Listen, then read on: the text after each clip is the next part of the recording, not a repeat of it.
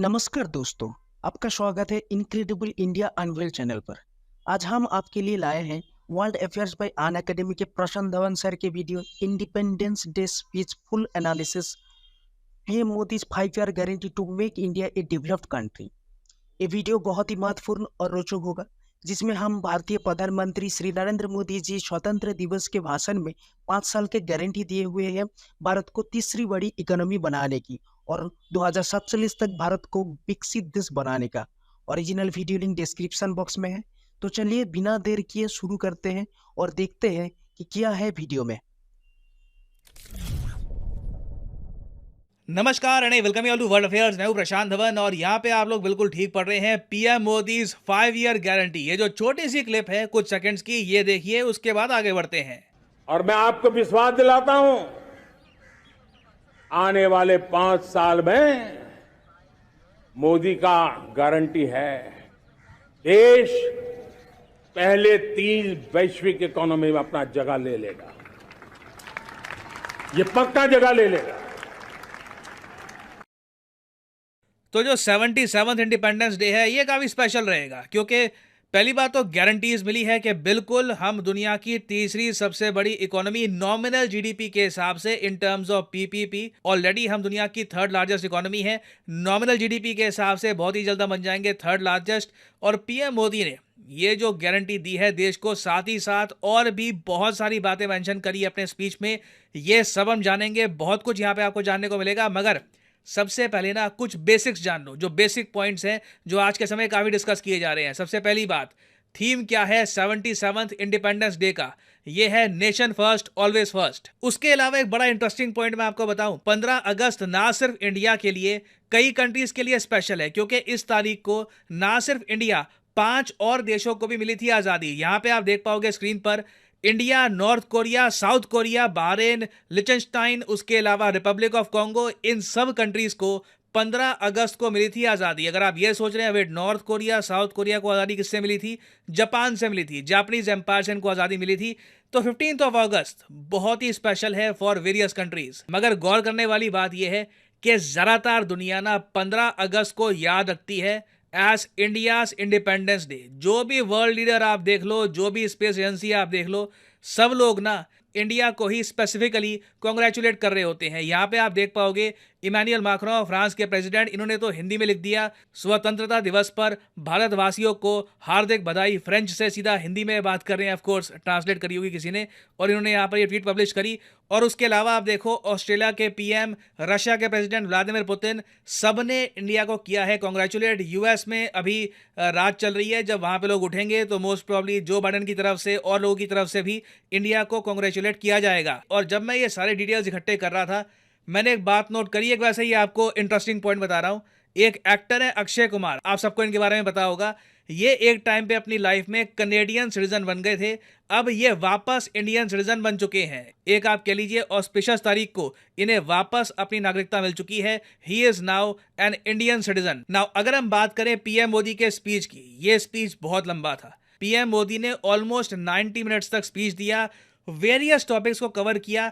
मगर मैं इस वीडियो में ना प्राइमरली 5 मेन पॉइंट्स आपको बताऊंगा इनकी स्पीच से। सबसे पहला पॉइंट तो है मणिपुर। मणिपुर के बारे में देखिए, सबसे पहले पीएम मोदी ने यह कहा, मेरे प्यारे परिवारजनों, पिछले कुछ सप्ताह नॉर्थ ईस्ट में, विशेषकर मणिपुर में और हिंदुस्तान के भी अन्य कुछ भागों में, लेकिन विशेषकर मणिपुर में जो हिंसा का दौर चला, कई लोगों को अपना जीवन खोना पड़ा, मां बेटियों के सम्मान के साथ खिलवाड़ हुआ।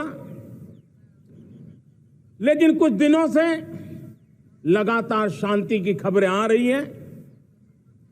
देश मणिपुर के लोगों के साथ है। देश मणिपुर के लोगों को पिछले कुछ दिनों से जो शांति बनाए रखी है, उस शांति के पर्व को आगे बढ़ाए और शांति से ही समाधान का रास्ता निकलेगा। तो मणिपुर का जो टॉपिक है ना, देखिए पीएम मोदी ने सबसे पहले कवर किया है। ये बहुत ही इंपॉर्टेंट था, क्योंकि कंट्री को आश्वासन चाहिए था कि क्या मणिपुर में सिचुएशन वापस नॉर्मल हो रही है। तो इसको लेकर पीएम मोदी ने यह कहा है कि धीरे धीरे कोशिश की जा रही है, केंद्र सरकार, मणिपुर की सरकार पूरे एफर्ट डाल रहे हैं कि वापस पीस जल्द से जल्द स्थापित किया जाए मणिपुर में। और आगे उन्होंने एक बात ये भी मेंशन करी है कि मणिपुर के दृश्य देखकर पूरे इंडिया में जो एक आप कह लीजिए यूनिटी का भाव आया था, चाहे इंडिया का कोई भी कोना हो, वहां पर वायलेंस हो रहा है, गलत चीजें हो रही है, तो पूरा इंडिया इकट्ठा उसको कंडेम करता है। ये लाइन पीएम मोदी ने कही है, when I talk about unity, if there is violence in Manipur the pain, इसका दर्द ऑल द वे महाराष्ट्र में भी महसूस किया जाता है, फ्रॉम ईस्ट टू वेस्ट। ना मणिपुर के टॉपिक के बाद पीएम मोदी ने ना भारत के जो सपने हैं, भारत जो बन सकता है इन द फ्यूचर, उसके बारे में बात करी। इन्होंने ये कहा है कि पहली बात तो हम सबका सौभाग्य है कि हम इस वक्त अमृत काल में जी रहे हैं और हमें एक अवसर मिला है कि भारत की एक ऐसी फाउंडेशन हम रखें जिससे आने वाले कई सालों तक भारत लगातार ग्रो करता रहे। और इन्होंने स्पेसिफिकली ये बात फिर मेंशन करी है कि टारगेट भारत का यही है कि 2047 तक इंडिया बन जाएगा एक डेवलप्ड कंट्री। अगर 2047 में हमें हमारे देश को विकसित भारत के रूप में देखना है तो हमें श्रेष्ठ भारत के मंत्र को जीना होगा, हमें चरितार्थ करना होगा। अब हमारे प्रोडक्शन में, मैंने 2014 में कहा था जीरो डिफेक्ट, जीरो इफेक्ट। दुनिया के किसी भी टेबल पर मेक इन इंडिया चीज हो तो दुनिया को विश्वास होना चाहिए, इससे बेहतर दुनिया में कुछ नहीं हो सकता है। ये अल्टीमेट होगा। हमारी हर चीज, हमारी सर्विसेज होगी तो श्रेष्ठ होगी, हमारे शब्द की ताकत होगी तो श्रेष्ठ होगी, हमारी संस्थाएं होगी तो श्रेष्ठ होगी, हमारी निर्णय प्रक्रियाएं होगी तो श्रेष्ठ होगी। ये श्रेष्ठता का भाव लेकर के हमें चलना होगा। एक विकसित भारत, ये ऐसा सपना है जिसके बारे में जब भी मैं सोचता हूँ ना, पीएम मोदी इसके बारे में बात करते हैं तो ऑब्वियसली ये ख्याल आता है टाइम इतना हमारे पास बचा नहीं है। 2047 इतना दूर नहीं है। अगर हम बात करें कंट्री को डेवलप्ड बनाने में, वैसे तो बहुत सारा टाइम है, मगर एक देश इंडिया जैसा जो अभी भी ह्यूमन डेवलपमेंट इंडेक्स में बहुत पीछे है, पर कैपिटा इनकम जहाँ पे बहुत कम है, जहाँ पर जीएनआई पर कैपिटा बहुत कम है, हम लोग एक विकसित देश क्या बन पाएंगे, ये एक बड़ा टारगेट है। और अगर हम इसको अचीव कर पाते हैं ये एक मिराकल होगा, ये बिल्कुल एक मिराकल होगा। अब वैसे आप अगर ये पूछे कि विकसित देश बनता कैसे है, कंट्री कितनी जीडीपी चाहिए होती है, कितनी पर कैपिटा इनकम चाहिए होती है, देखिए इसको लेकर कोई प्रॉपर फॉर्मूला नहीं है। यूजुअली ये माना जाता है कि जब एक कंट्री की जो आबादी है उसकी GNI per capita, gross national income per capita, जब हाई इनकम कंट्री के आसपास पहुंच जाए तो वर्ल्ड कम्युनिटी मानती है कि हाँ ठीक है, इस कंट्री को हम डेवलप्ड मान सकते हैं। उसके अलावा ह्यूमन डेवलपमेंट इंडेक्स में भी एटलीस्ट वो कंट्री टॉप 30 या फिर टॉप 35 के आसपास होनी चाहिए। और अभी वैसे अगर हम बात करें तो ह्यूमन डेवलपमेंट इंडेक्स में ना हम 132 पे हैं, तो 100 की जंप हमको यहाँ पर चाहिए होगी। जीएनआई पर कैपिटा की अगर मैं बात करूं तो अभी वर्ल्ड बैंक के हिसाब से हमारी जीएनआई पर कैपिटा 2300-2400 के आसपास है। अब आप मैक्सिमम मान लो 2024 के अंत तक 2500 के आसपास हम पहुंच जाएंगे। तब भी हमें हाई इनकम इकोनॉमी के आसपास आने के लिए ना एटलीस्ट मिनिमम से मिनिमम $13,205 से तो ज़्यादा जीएनआई पर कैपिटा चाहिए होगी। तो मैसिव ट्रांसफॉर्मेशन चाहिए। तो इतने कम टाइम फ्रेम में हम ये कैसे कर पाएंगे ये देखना होगा। बट बाय गॉड बोलना होगा, अगर बूढ़ा होने से पहले, अगर मरने से पहले एक बार देख पाऊं मैं विकसित भारत, तो एक बहुत ही सौभाग्य की बात होगी। हम सब लोगों के लिए एक कलेक्टिव अकॉम्प्लिशमेंट होगी ये ना। फिर अगर हम आगे बढ़े तो पीएम मोदी ने विमेन एम्पावरमेंट के बारे में बहुत बात कही है।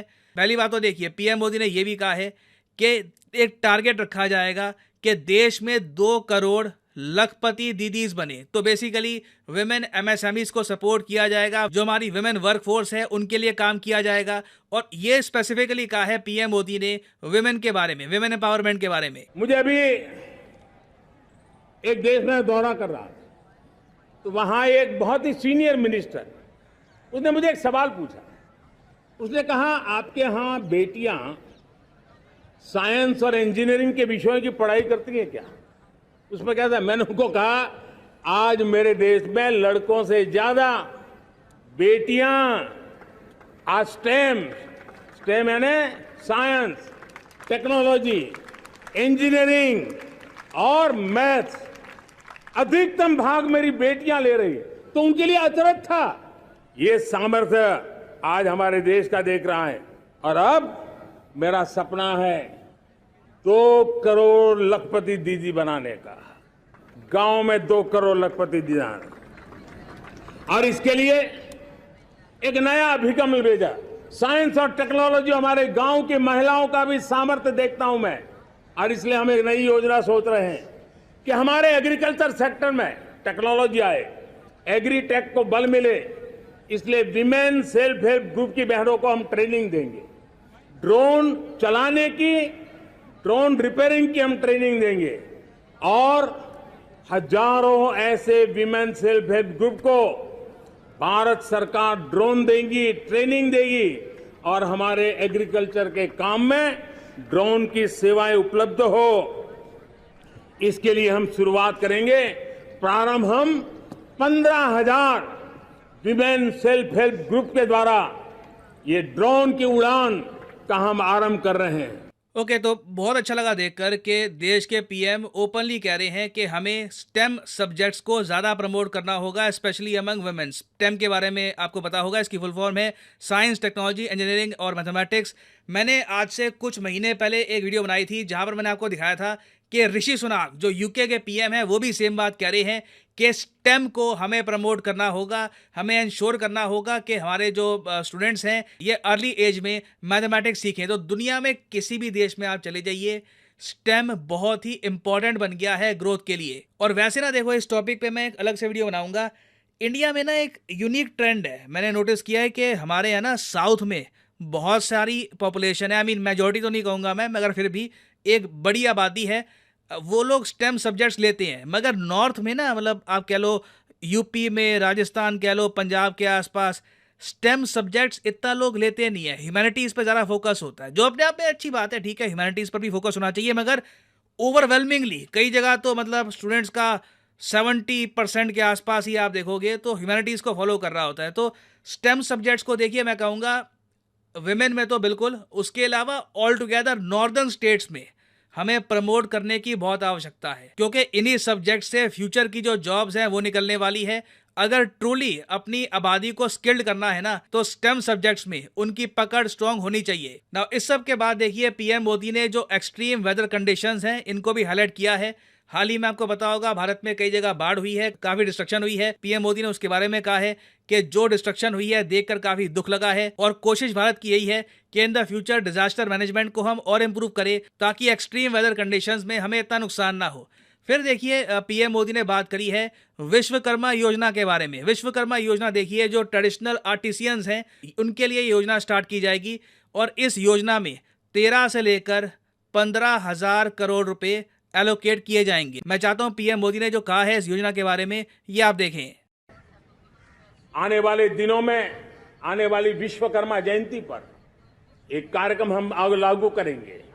इस विश्वकर्मा जयंती पर हम करीब 13-15 हजार करोड़ रुपया से, जो परंपरागत कौशल्य से रहने वाले लोग, जो औजार से और अपने हाथ से काम करने वाला वर्ग है, ज्यादातर ओबीसी समुदाय से, हमारे सुथार हो, हमारे सोनार हो, हमारे राजमिस्त्री हो, हमारे कपड़े धोने वाले काम करने वाले लोग हो, हमारे बाल काटने वाले भाई बहन परिवार हो, ऐसे लोगों को एक नई ताकत देने के लिए हम आने वाले महीने में विश्वकर्मा जयंती पर विश्वकर्मा योजना लॉन्च करेंगे। तो ओवरऑल देखिए, ये थी समरी पीएम मोदी के स्पीच की। हाँ तो दोस्तों, वीडियो खत्म। पूरे वीडियो में प्रशांत धवन सर इतने क्लियरली प्रधानमंत्री श्री नरेंद्र मोदी जी के एनालिसिस इंडिपेंडेंस डे वाले क्लियरली बता दिए, और सुन के इतना अच्छा लग रहा था, मुझे बीच में टोकने का मन नहीं कर रहा था, इसलिए बीच में मैं कुछ नहीं बोला। हाँ, तो वीडियो में जो था, पहले तो जिन जिन लोगों ने कॉम्पिटिटिव एग्जाम के लिए तैयारी कर रहे हैं उनके लिए थीम बहुत ही इम्पोर्टेंट है, और थीम है नेशन फर्स्ट ऑलवेज फर्स्ट। और ट्वीट वाला इशू मैं भी प्रशांत धवन सर के साथ ट्वीट ही बोलूँगा, क्योंकि मुझे एक्स बोलना पसंद नहीं है। लेकिन एक चीज़, चाइना वाले विश प्रशांत धवन सर भूल गए या चाइना विश नहीं किया? शायद विश नहीं किया होगा, अभी भी नाराज होंगे शायद चाइना वाले। ठीक है, छोड़िए। मणिपुर वाला इशू, गवर्नमेंट को मणिपुर वाला इशू में प्रोएक्टिवली रिएक्ट करना चाहिए था। शुरुआत में देर हो गया, लेकिन फिर भी गवर्नमेंट एक्शन ले रहे हैं, वो बहुत ही पॉजिटिव चीज़ है। अच्छा, और नेक्स्ट जो है अमृतकाल। डेफिनेटली पिछले 5-6 सालों में जब भी इकोनॉमी ग्रो हो रहा है, हम लोग अमृतकाल में जी रहे हैं, क्योंकि कोरोना वाला इशू हम लोग बहुत अच्छे से हैंडल कर लिए, यूक्रेन रशिया वाला वॉर हम लोग बहुत अच्छे से हैंडल कर लिए। तो डेफिनेटली हम लोग अमृतकाल में जी रहे हैं, और बाहर में भारत को जितना भी प्रेज किया जा रहा है तो देख के बहुत ही अच्छा लगता है। अच्छा, और जो नेक्स्ट था वो है भारत को विकसित देश बनाना 2047 तक। हाँ, 5 साल में 2028-29 तक हम लोग तीसरे बड़ी इकोनॉमी बन जाएंगे, लेकिन 2047 में डेवलप्ड नेशन बनना शायद टफ है। लेकिन हम लोग 2014 में कहाँ, 2013-14 में हम लोग कहाँ 1 ट्रिलियन या इसके आसपास थे, और अभी हम लोग का 3.75 ट्रिलियन के आसपास है। तो कर सकते हैं हम लोग कि 2047 तक कोशिश तो कर सकते हैं। और गवर्नमेंट, प्रधानमंत्री नरेंद्र मोदी जी बहुत ही मेहनत कर रहे हैं, साथ में आम जनता भी बहुत ही मेहनत कर रहे हैं। तो फिंगर क्रॉस्ड पॉजिटिव चीज़ के साथ। और पसंद आंसर देखने वाले हैं, जरूर देखेंगे भाई। मुझे भी आशा है हम भी देखेंगे, तो क्योंकि मैं पसंद वसंद से मेरा उम्र कम है, तो जरूर देख लेंगे, कोई चीज़ नहीं। ओके, चलिए दोस्तों, वीडियो बहुत ही लंबा हो गया और बढ़ाएंगे नहीं। और पसंद आंसर का वीडियो का लिंक डिस्क्रिप्शन में है, तो चेक कर लीजिएगा। और वीडियो को लाइक कर दीजिएगा, शेयर भी कर दीजिएगा, और चैनल को सब्सक्राइब कर दीजिएगा। धन्यवाद वीडियो देखने के लिए।